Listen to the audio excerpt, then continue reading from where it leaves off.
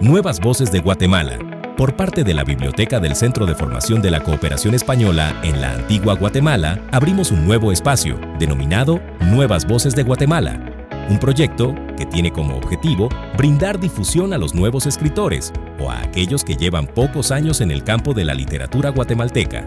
Como biblioteca, tenemos el compromiso que se conozca la obra de estos escritores y acercar su trabajo artístico a los lectores. El proyecto tiene como objetivo primordial dar difusión a la labor artística de los nuevos escritores guatemaltecos, para que el público los conozca y tenga la posibilidad de acercarse a la biblioteca y leer sus obras. El proyecto plantea una entrevista al mes donde se da a conocer la trayectoria, procesos creativos y la obra del nuevo escritor o escritora. Pep Valcárcel nació en 1993 en Guatemala. Tiene una licenciatura en Lengua y Literatura por la Universidad Francisco Marroquín, un máster en Estudios Avanzados en Literatura Española y Latinoamericana por la Universidad Internacional de La Rioja y otro máster en Marketing Digital por la Universidad Internaciones. Parte de su obra literaria y periodística ha sido publicada en medios de comunicación de Guatemala, México, Bolivia, Nicaragua, España y Estados Unidos. Ha publicado los libros de cuentos Los ojos de lo insano y El asesinato del cuervo, además de los poemarios Obelisco 65, Retazos de país roto, Después de ese llanto y Las trampas de la memoria. Ha sido tallerista de escritura creativa y alfabetización mediática en diferentes instituciones. También ha sido miembro del Consejo Editorial de Literatelia.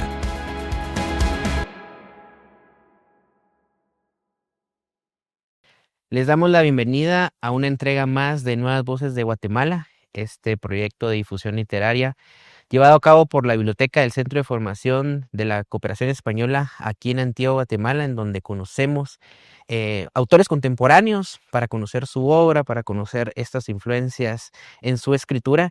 Y hoy contamos con un invitado muy especial. Tenemos hoy con nosotros a Pep Valcárcel, con quien es un gusto para mí personalmente conversar. Así que muchísimas gracias, Pep, por estar con nosotros. Bienvenido. ¿Qué tal? No, pues todo súper emocionado de poder compartir y gracias siempre por la invitación. Nada, para nosotros es un placer que estés acá con nosotros.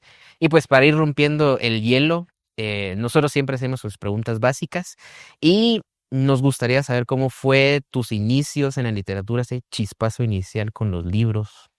Sí, súper. Pues bueno, la verdad es que el chispazo inicial, y creo que es algo que se replica mucho en la vida de gente que escribe, es que a lo largo de mi niñez y adolescencia no tuve muchos amigos. Entonces, pues ese espacio que muchos aprovechan para jugar, para compartir, yo por eso me tropiezo con cualquier cosa. Yo principalmente lo agarraba para leer. La verdad es que en mi casa hay una biblioteca bastante amplia. Mi papá siempre ha sido un gran lector y pues siempre estuve rodeado de libros, muchos libros de sociología, muchos libros de antropología, pero te diría que mi verdadera pasión literaria surgió cuando empecé a leer Harry Potter, porque fue el momento en el que empecé a buscar libros que me gustaban a mí, no necesariamente a mi papá, y me encantó. Pasa con los libros de Harry Potter que pues tenía que esperar a que salieran y hubo un momento en el que estuve a punto de convertirme en esas personas que se vuelven lectores solo de una obra, de una saga, pero en el lapso, recuerdo que para una feria de libro en el colegio compré El Conde de Montecristo y me fascinó. Me fascinó y creo que eso también me abrió la puerta como, bueno, hay otras historias que también me interesan. De pronto pues agarré esa maña que me gustaba leer. En mi casa no me dejaban ver mucho televisión, no me dejaban usar la computadora, solo podía usarla media hora al día. Entonces pues los libros estaban ahí libres, ¿no? Y eso fue como lo que me volvió lector, porque los tomé como un entretenimiento lejos de una imposición. Te diría, empecé mucho con sagas juveniles, siempre el clásico paso a los libros de Stephen King, por ejemplo, y luego pues voy encontrando más ese interés en el terror, que te diría que es mi género favorito y al que aspiro a escribir, pero tal vez mis primeros tanteos pueden ser Me gustó mucho la obra de Poe, te mencionaría. Y bueno, poco a poco fui adentrándome. Algo que me marcó mucho en mi camino literario, y lo digo cada vez que puedo, fue cuando leí Aquí siempre es de noche, de Byron Quiñones. Los libros de la X para mí fueron fundamentales para amarrarme a la literatura. Y recuerdo que ese libro de Byron lo encontré en una librería en sobremesa, lo tomé, empecé a hojearlo y realmente era para mí impresionante que alguien o un guatemalteco estaba escribiendo algo que me atraía tanto y que era tan distinto a todo lo que había leído de Guatemala en el pasado. Me atrapó por completo y empecé a buscar libros. Ahí empecé a leer mucho nacional, y empecé a leer mucho a la generación de la X, o sea, Estuardo Prado y demás. Entonces te diría que por ahí van como mis primeros tanteos hacia un tema de enamorarme, de también despreciar la literatura, pero yo considero que a lo largo de mi vida me he considerado más un lector. Entonces diría, mis tanteos van por esa línea. Pues ya los pasos hacia la escritura. eh, Mi bisabuelo fue escritor, trabajó en el Diario de Centroamérica. eh, y bueno, mi papá en algún momento me compartió algunos libros de él, me interesó, quise empezar a probar y te digo, de chiquito he escrito cosas fatales, pues con el tiempo he ido evolucionando un poco. eh, Pero sí, o sea, mis primeros tanteos escribiendo son de muy joven, ¿no? O sea, incluso cuando no sabía escribir, le dictaba historias a mi abuela. Entonces creo que siempre he estado de una u otra forma ligado a las historias. Es interesante esto que mencionas de último por el hecho de la oralidad y creo que me ayudaste a ir resumiendo el resto de preguntas, pero es interesante conocer que una, por decirlo así, una generación de escritores disruptivos como los que publicaban en la editorial X, haya sido, digamos, ese combustible que haya ido alimentando un poco esa llama que empezó como un entretenimiento, pero que ya entrando en tu obra, creo que trasciende más allá de solo ser una lectura que entretiene, sino una literatura que apela, que cuestiona y que hasta cierto punto denuncia. Y para entrar en materia, con tu primer libro de cuentos, creo que es un libro de cuentos que se asocia mucho al realismo sucio de Carver, de Fante. Tú me dirás si estoy en lo correcto. Y me interesa saber, ya que el libro es de 2017, si nos cuentas un poco acerca del libro y si crees que hoy día si te propusieras escribir un libro de cuentos, resultaría en un 2.0 del asesinato del cuerpo. No, claro, gracias. Ahora que mencionas a Raymond Carver, sí, sí, sí, creo que puede que haya algo de su influencia, porque tengo añales. Lo último que leí de él creo que fue Catedral, de no abrir uno de sus libros, pero sí lo leí mucho, te digo, por el 2011, 2012. Yo trabajaba de librero y mi sueldo completo se me iba en libros porque los podía sacar a crédito. Eh, leí mucho a Carver, te diría que hay algo de él. Hay pues otro autor que estuve leyendo mucho cuando escribí El asesinato del cuervo fue Andrés Caicedo. Entonces te diría, tal vez Andrés Caicedo me gusta mucho a nivel rítmico. Por ejemplo, que yo a la música, yo creo que es una novela que uno la disfruta muchísimo leyéndola en voz alta, por ejemplo, porque un ritmo, sientes ahí como esa intensidad de la salsa, ese ritmo colombiano que le metía Caicedo a su obra.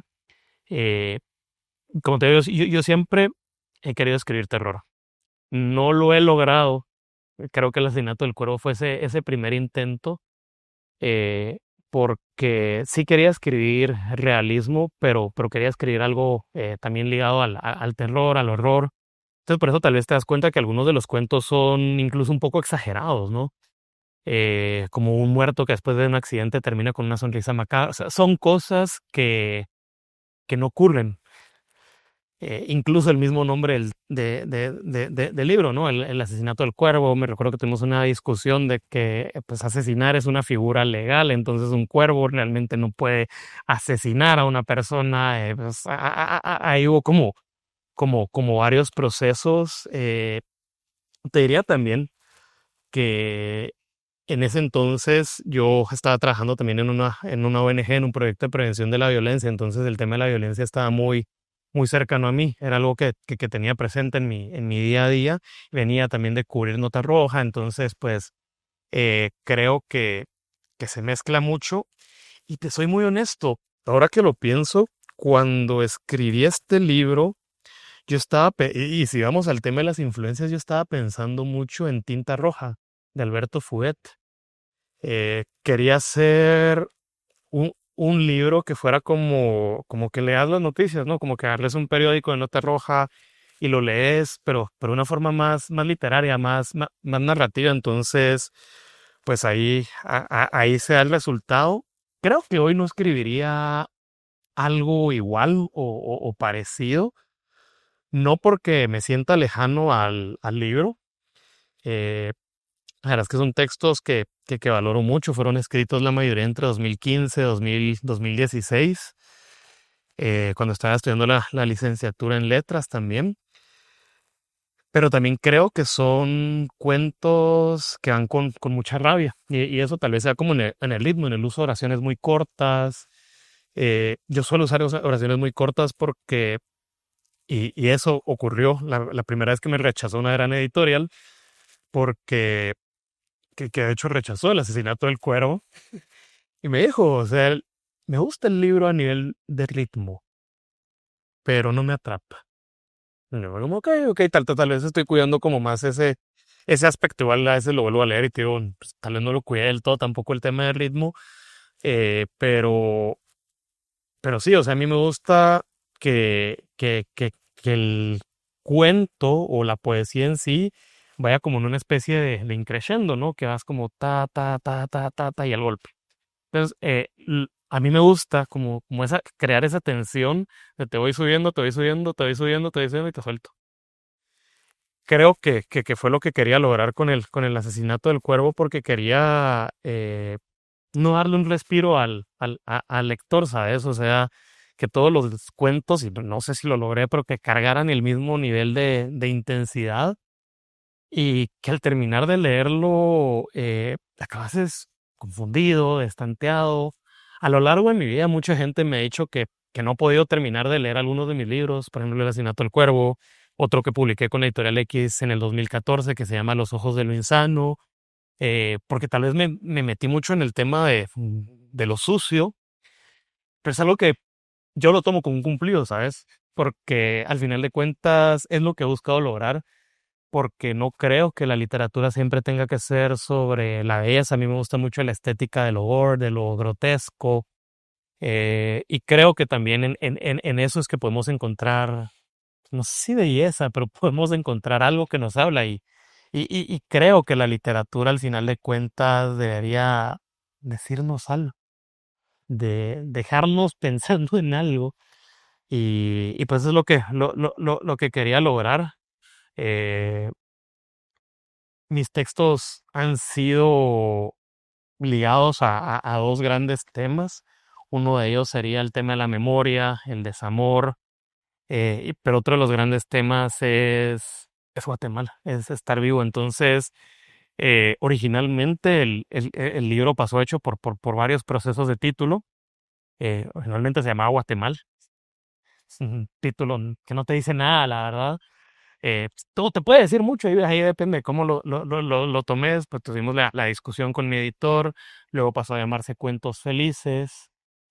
eh, por eso es que la contraportada habla un poco de la felicidad y la tristeza, eh, porque de hecho la contraportada fue escrita cuando el libro todavía se llamaba Cuentos Felices, y terminó llamándose el asesinato del cuerpo, pues en referencia al poema de Poe, y porque me entró la idea, siempre quise escribir un libro de cuentos que se llamara Reescribiendo a Poe, en el que quería tomar cada uno de sus textos, no solo cuentos, sino también poemas, y reescribirlos. El único que me salió fue el de la asesinato del cuervo, y pues dije, metámoslo en este libro, incluyámoslo, veamos cómo va. Creo que logré cierta unidad, porque este es el único libro que te digo que he escrito no pensando en el libro como objeto. O sea, fueron cuentos aislados que llegaron a un solo texto.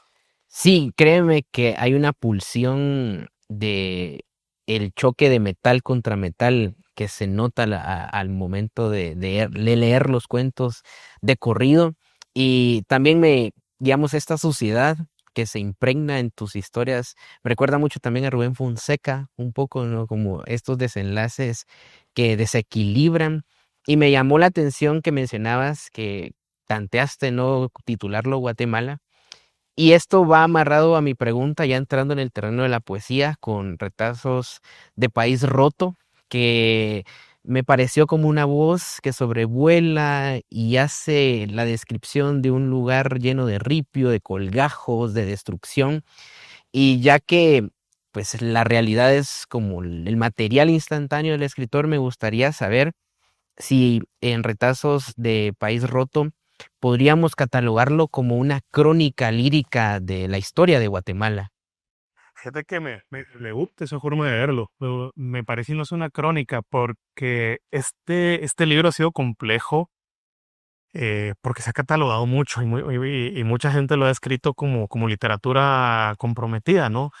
Y no, claro, o sea, aparece siempre la comparación, Otto René Castillo, Roberto Obregón, son cosas totalmente distintas. Llegar a una poesía tan precisa y corta como la de Obregón es imposible. Pues, o sea, no voy a hablar de estilos de calidad literaria, pero me parece muy curioso porque este libro, si bien te cuenta esa historia de una Guatemala rota, no viene desde un vamos patria a caminar, yo te acompaño, sino viene desde un yo ya estoy harto. Y por eso es que hay un poema que también hace alusión a cuando fui periodista, que dice, y lo único que haces es mirar. Creo que es de los poemas que cierras. Porque, y que en ese poema quiero englobar todo, o sea, el objetivo es mostrar las diferentes situaciones que viví. Cada poema es una historia diferente. Cada poema está basado en una historia real también. O sea, todo lo que ves ahí tiene esa esencia de la realidad, pero no quise escribir un libro de cuentos, sino que quise experimentar con la poesía. eh, y bueno, empecé a jugar ahí, tomé algunas historias de gente que he conocido, con quienes he platicado, quienes he entrevistado. Probablemente diría, o sea, no todo lo que ves escrito me atraviesa, porque pues yo en poesía sí me doy la libertad de jugar con mi yo poético, y mi yo poético puedo ser yo, hay infinidad de personajes. Si un día querés buscar quién es el personaje que se referencia a mí en mis obras, es una mujer, y se llama Angelita. Y eso es lo que te digo, pero generalmente yo voy a hacer referencia a todo lo demás. Y de hecho, el texto más personal creo que está en el asesinato del cuero. Pero, pero es una colección de historias que al final de cuentas busca jugar con la idea de un país roto, o sea, como unir todos esos trozos, pero que a la vez están aislados porque igual el país está roto. Otro aspecto con el que traté de jugar bastante a lo largo del libro es con el mismo título, Petazos de País Roto.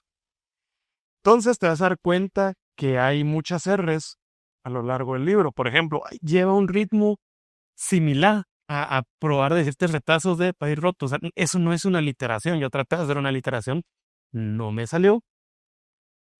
Traté de que el poemario fueran puras aliteraciones, no me salió. Y yo soy de la idea, si no me salió natural, no lo voy a forzar.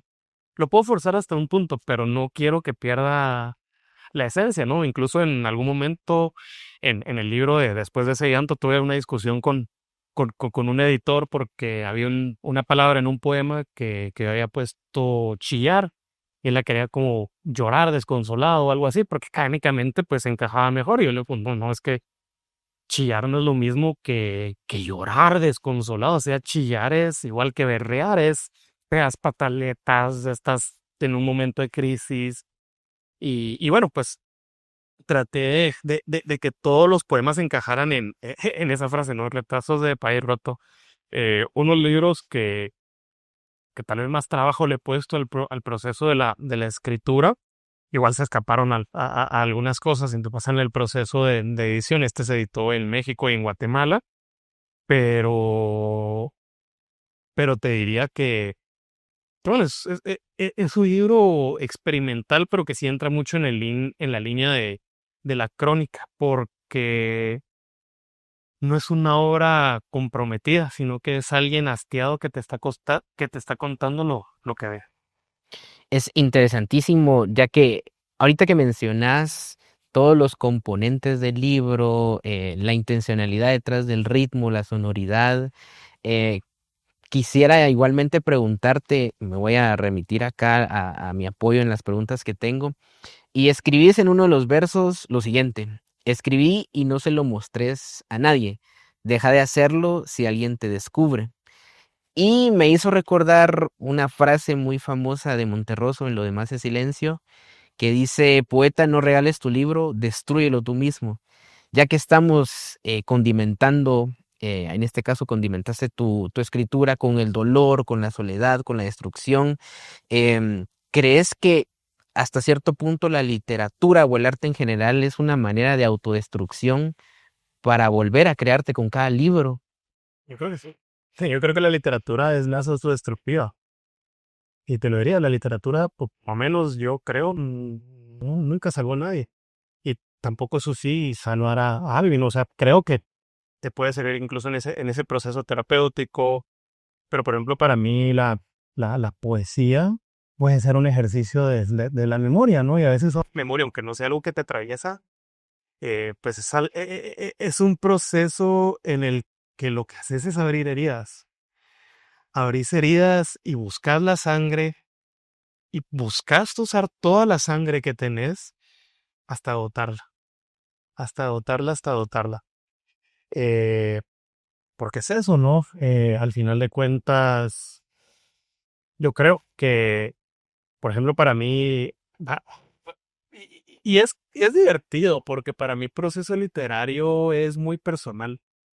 Eh, yo no estoy escribiendo un libro todo el tiempo, yo no estoy escribiendo todo el tiempo, y generalmente cuando escribo es por situaciones que me obligan a hacerlo, cuando siento que llevo algo tanto de esto que necesito sacarlo de mi sistema, porque sé que al publicar un libro, sé que eso ya no es mío, ya no me pertenece. Esas fibras emocionales dejan de tocar. Entonces, lo sueltas, pero sí te diría que es un proceso un poco autodestructivo, porque es verte, es ver ese abismo y esperar que te devuelva la mirada y que te la va a devolver. Entonces, yo creo que la poesía y la literatura en general te obliga mucho ver hacia adentro, porque de una u otra forma eh, te, lo- te, lo- te recuerda a tu vida, te trae a tu pasado, te trae a lo que has experimentado, es parte de su historia. Entonces, sí es un proceso en el que yo te diría, morís con el libro y sí, volvés a nacer. Entonces, es un acto como de muerte, de resurrección. A lo uno de los libros que ha escrito en un proceso de dolor me ha aliviado, ¿no? Pero lo escribí. Es como si tenés una herida y te cortaste, empiezas a echar limón solo para ver qué pasa. Empezás a joderlo para ver hasta dónde llega. Y bueno, pues uno termina creando, publico porque es demasiado Juan Pablo Castel en el túnel. O sea, todos tenemos nuestro ego. Todos queremos vernos publicados. Me hubiera encantado ver mi nombre en una camisola de fútbol. No lo logré, pues en unos libros. Eh, ahí pasa, pero te diría, es un proceso complejo, sobre todo enfrentarte con el libro ya publicado, verlo, entender. Generalmente a mí me pasa que yo una vez mis editores ya nunca he vuelto a leer unos libros. Y continuando con esta tematización del dolor, de lo irrecuperable, de la destrucción. La memoria también es un territorio que va moldeando nuestros recuerdos y va moldeando también aquello que decidimos olvidar. Con las trampas de la memoria, em, este libro que también evoca muchísimo a lo que mencionabas, al recuerdo, a lo que decido recordar, cómo decido recordarlo. em, el proceso de escritura, ya que dices que buscas ir a lo profundo de la llaga, ¿fue un exorcismo de dolores propios o de tu yo poético, o fue más un rito de iniciación a aceptar el dolor? Buena pregunta. Te diría que tal vez fue una revisión de un exorcismo que ya había hecho. Fue una reflexión, porque antes de Las trampas de la memoria publiqué Después de ese llanto. Yo siento que esos libros se pueden leer en conjunto porque traen una línea muy similar del dolor, del desamor, de la memoria, pero Después de ese llanto es una herida abierta. Es un libro muy explosivo, te diría, que nace muy del dolor inmediato.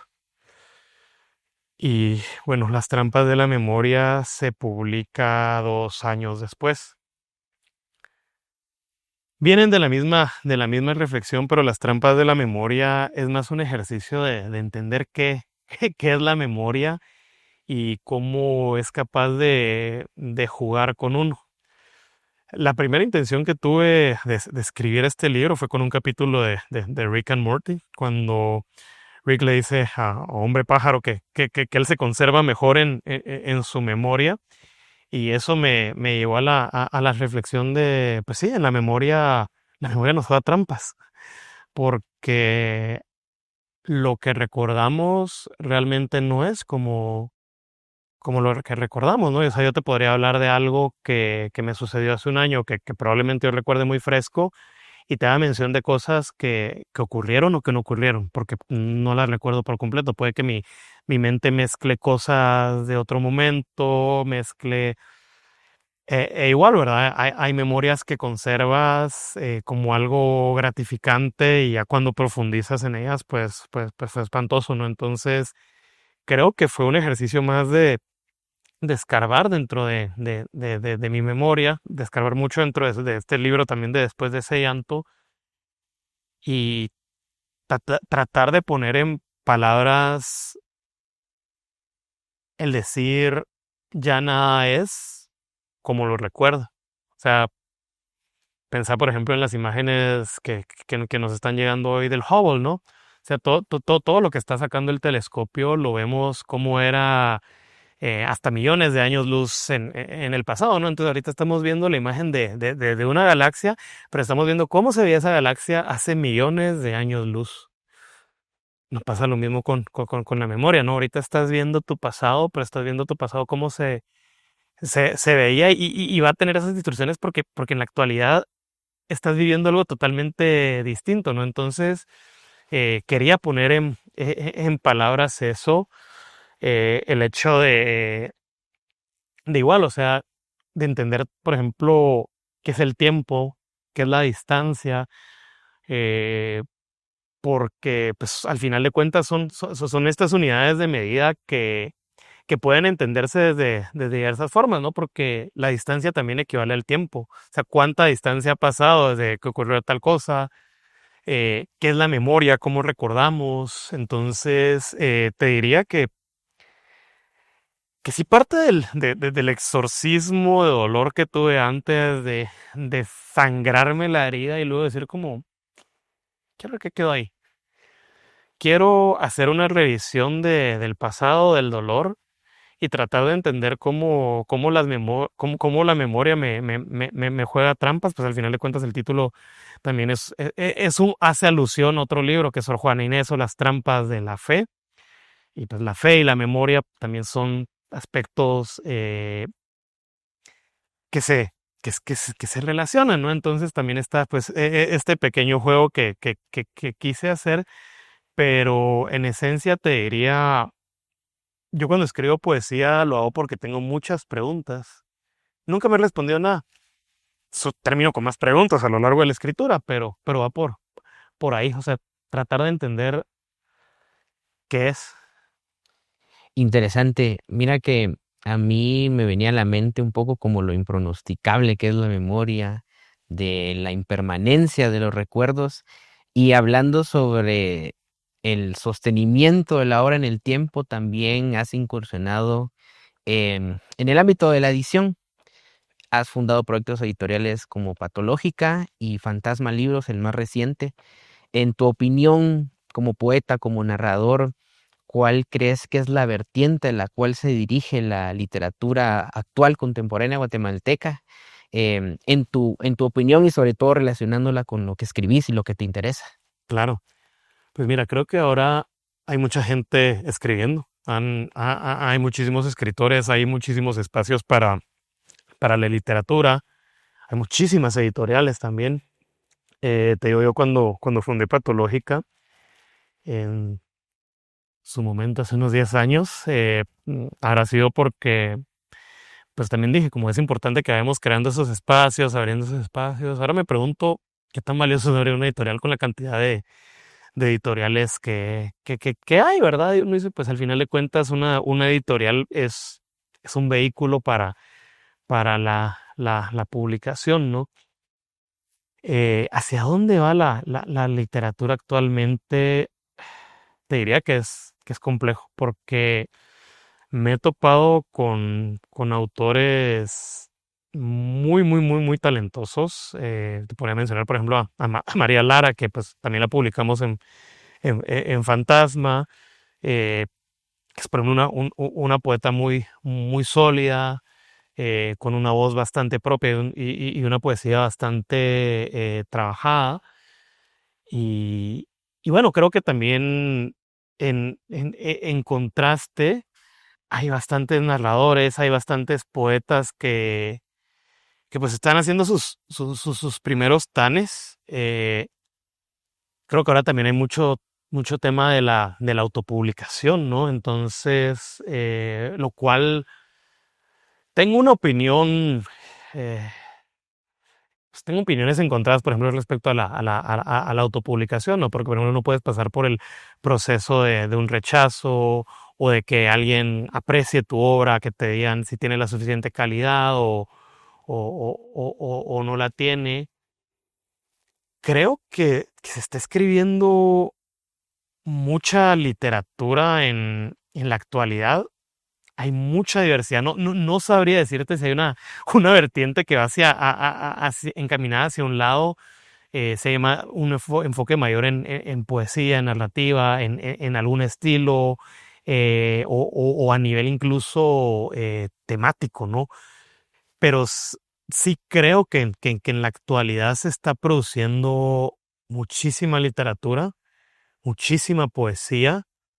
eh, no tengo la capacidad de seguir todas las corrientes, te soy muy honesto, eh, pero también me siento muy satisfecho y eso es algo que me encanta, que en los últimos 10 años he visto a muchos más autores y autoras volcarse a la narrativa, a escribir cuentos, a escribir novela, y te diría que no te voy a decir nunca que hay demasiados poetas, pero también es interesante ver cómo la narrativa está empezando a cobrar más espacios, pero a la vez entender las diversidades narrativas que hay, ¿no? Porque, por ejemplo, hace unos 10 años, todos los cuentos o todas las novelas que ibas a leer en Guatemala te iban a replicar la misma historia del escritor fracasado que se volvió periodista, que vive en el centro histórico, eh, que es alcohólico, entonces esa historia ya la leí un montón de veces y probablemente también ya la escribí. Entonces creo que también algo que me gusta mucho es ver que hay gente que se está volcando a temas como ciencia ficción, a temas de terror, o sea, no solo enfrascándonos en el realismo, que igual creo que un país como Guatemala te da muchísimo, o sea, nunca te vas a sacar sin material para escribir, pero creo que también me gusta mucho ir viendo esa diversidad, porque si te digo, o sea, sí hay mucha literatura basura también allá afuera, eh, pero me gusta que haya diversidad de voces y poder decirte, la gente está escribiendo en estilos cada vez más propios.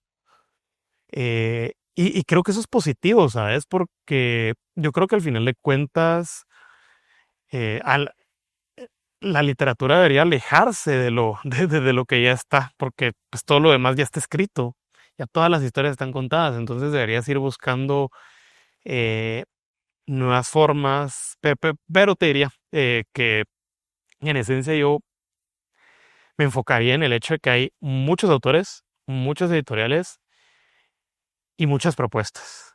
Entre tanta propuesta, como te digo, vas a encontrar cosas muy valiosas, cosas muy malas, eh, pero no me animaría a encajar que las voces van hacia un lado, porque incluso dentro de la misma editorial o lo que en su momento publicamos en Patológica, te diría que no siempre encuentro la relación entre uno y otro autor.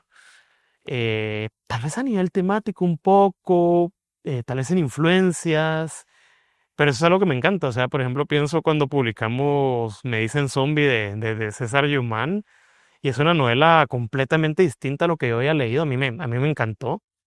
Eh, y bueno, luego, por ejemplo, lo que publicamos con Patológica, tienes el libro Que salvó al mar de Cindy Barascut, que es completamente distinto, que va enfocado más en el tema de la fantasía, pero el cuidado del medio ambiente. Entonces, eh, creo que es una diversidad bastante curiosa. Me imagino que tiene mucho que ver con el tema de las redes, la globalización, cómo se lee actualmente, qué están leyendo las personas. eh, pero esa sería mi respuesta. En general, creo que no lo he visto tanto en Guatemala. Hay una vertiente muy amplia hacia el terror.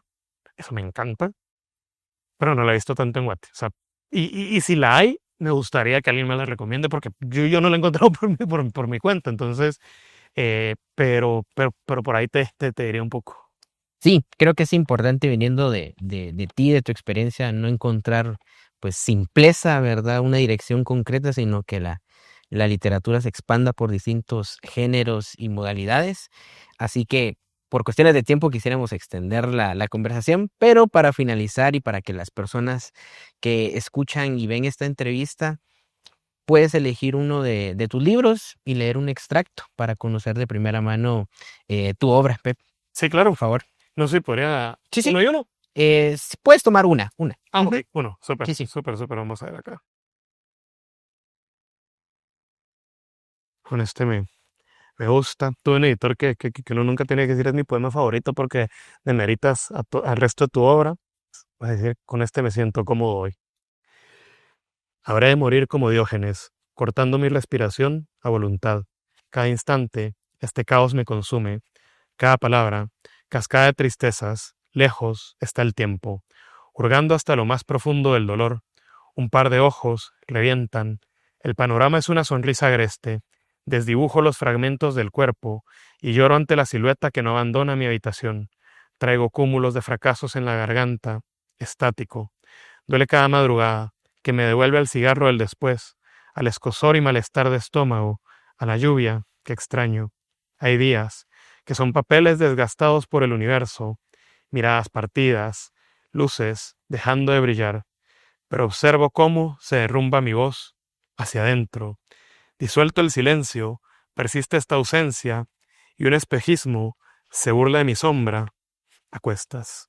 Muchísimas gracias, Fe, por estar acá con nosotros, por conversar acerca de tu obra. Agradecemos el tiempo y para todos aquellos y aquellas que se quedaron hasta el final de la entrevista, muchísimas gracias y los invitamos a permanecer en las siguientes entregas de Nuevas Voces de Guatemala. Pep, muchísimas gracias por estar acá. Gracias por el espacio. Un gusto.